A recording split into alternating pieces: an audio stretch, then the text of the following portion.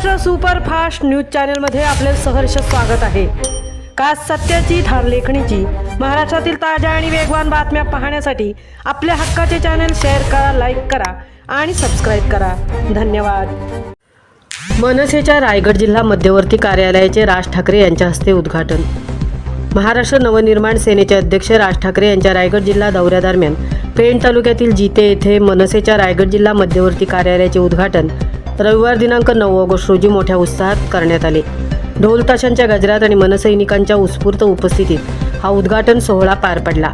रायगड जिल्हाध्यक्ष बाळाशेठ उर्फ रामचंद्र म्हात्रे यांच्या नेतृत्वाखाली साकारण्यात आलेल्या या जिल्हा कार्यालयाचे उद्घाटन राज ठाकरे यांच्या हस्ते करण्यात आले।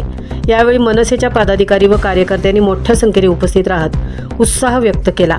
दरम्यान राज ठाकरे यांनी मुंबई गोवा महामार्गावरील अपघातग्रस्तांना मदत करणारे आणि अपघातग्रस्तांचे देवदूत म्हणून ओळखले जाणारे कल्पेश ठाकूर यांच्या साई सहारा येथे त्यांची सदिच्छा भेट घेतली।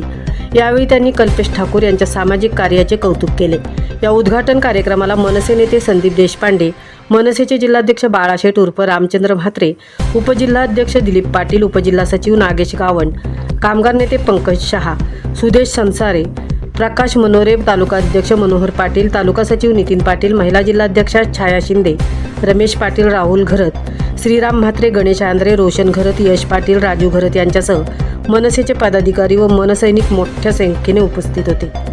या नव्या जिल्हा कार्यालयामुळे रायगड जिल्ह्यातील मनसेच्या संघटनात्मक कार्याला अधिक बळ मिळणार असून आगामी काळात पक्षाच्या विविध उपक्रमांना आणि जनसंपर्काला या कार्यालयाचा उपयोग होणार असल्याची पदाधिकाऱ्यांकडून यावेळी सांगण्यात आले। महाराष्ट्र सुपरफास्टसाठी धनाजी घरत, तृप्ती भोईर, पेण।